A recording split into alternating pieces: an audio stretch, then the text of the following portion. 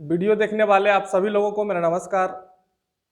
Bharat BrahMos missile supersonic cruise missile जो हमारे पास है उसको हम किसको बेचेंगे? फिलीपींस को बेचेंगे। और ये एक बहुत बड़ा डेवलपमेंट है और ये डील 2021 में साइन हो जाएगी। इसकी जो मंजूरी है वो रसिया की तरफ से मिल चुका है। जी हाँ, और आप लोग सोचिएगा रसिया क्या इसमें करेगा, तो मैं उस पर बात करूंगा और साथ ही साथ ये भी बात करूंगा कि इंडिया के लिए ये क्यों जरूरी है, इंडिया ऐसा कर क्यों रहा है। मैं ये सारी चीजों पे बात करूंगा। सबसे पहली बात है कि जो ब्रह्मोस मिसाइल है उसको क्रूज मिसाइल है। जी हाँ, और दुनिया का फास्टेस्ट क्रूज मिसाइल है और हमारे पास स्टेट ऑफ द आर्ट जो डिफेंस इक्विपमेंट है उसमें से एक ब्रह्मोस्त्र है। और ब्रह्मोस्त्र को जी हाँ, जल थल वायु हर एक जगह से लॉन्च किया जा सकता है। और इसकी जो रेंज है पहले 290 किलोमीटर तक था, लेकिन जब हम MTCR के मेंबर बन गए तो जो रसिया पे रिस्ट्रिक्शन था वो रिस्ट्रिक्शन हट गया।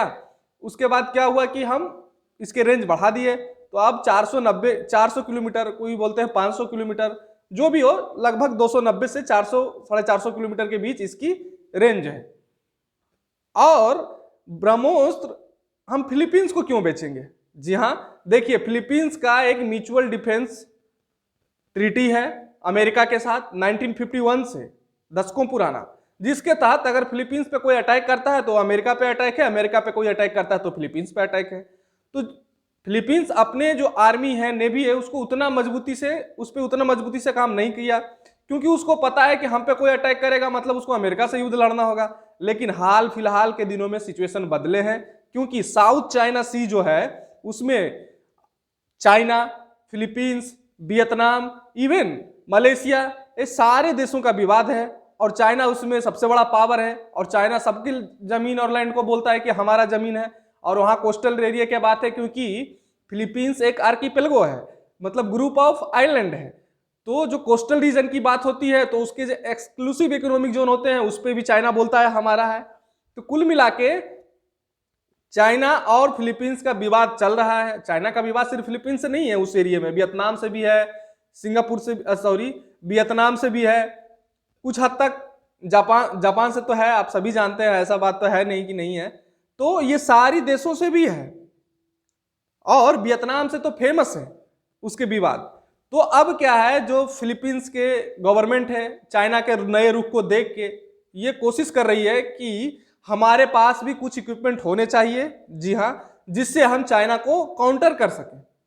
चाइना को हरा तो सकता नहीं, लेकिन कम से कम हमारे पास डिफेंस कैपेबिलिटी हो जिससे हम चाइना को कुछ हद तक जवाब दे सकें अगर युद्ध की स्थिति बनती है तो। अमेरिका तो है ही उसके पास, लेकिन अमेरिका भी अब उस तरह से सुपर पावर नहीं रहा, ये भी सच्चाई है।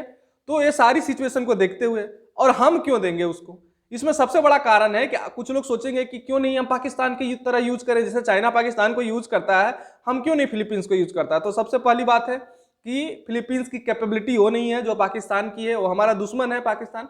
लेकिन हम जो कैपेबिलिटी है वो तो मानते हैं, क्योंकि फिलीपींस एक छोटा कंट्री है और उसका जो बजट है, जी हाँ, वो हालांकि 10 करोड़ की जनसंख्या लगभग है फिलीपींस की, तो फिलीपींस का बजट भी 3-4 बिलियन डॉलर का है, मिलिट्री बजट। जी हाँ, तो क्या है कि एक तो होगा कि हम जितना हो सके उतना चाइना के दुश्मन को मजबूत करें, एक तो बात यह है, जिससे चाइना को भी कहीं ना कहीं संदेश जाए कि आप इस तरह का हरकतें करेंगे तो हम भी इस तरह से काम करेंगे। एक तो वो ये हुआ।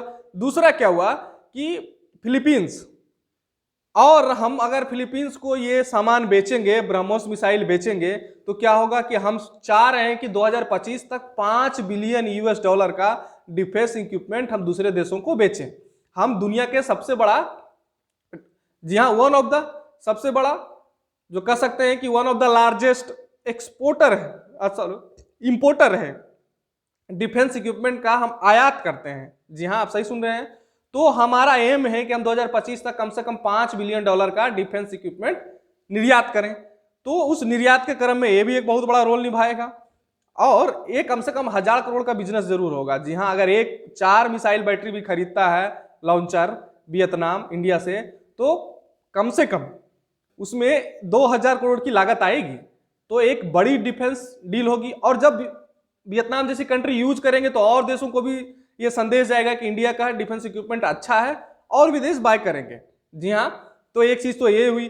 साथ ही साथ इसमें रसिया का फैक्टर आता था, क्योंकि ये जो ब्रह्मोस मिसाइल जो बनाती है कंपनी, ब्रह्मोस मिसाइल बनाने वाली कंपनी का जो ज्वाइंट वेंचर है वो इंडिया और रसिया का है, क्योंकि इसमें टेक्नोलॉजी जो भी है को डेवलपमेंट को प्रोडक्शन हुआ है इंडिया और रसिया के साथ, जिसमें इंडिया का शेयर ज्यादा है 50.5 है और रसिया का शेयर 49.5 है।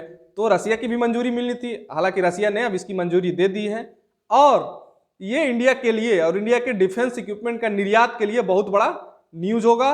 और साथ ही साथ ये डील 2021 में साइन हो जाएगी, क्योंकि बहुत सारे न्यूज़पेपर ऐसे भी छापे हैं कि ऑलरेडी पहले दौर की बातचीत इंडिया और वियतनाम के फिलीपींस के बीच हो चुकी है। तो अभी तक जो भी आप मेरा वीडियो देख रहे हैं उनका बहुत बहुत धन्यवाद। मेरे चैनल को सब्सक्राइब कर लीजिए, शेयर कर लीजिए।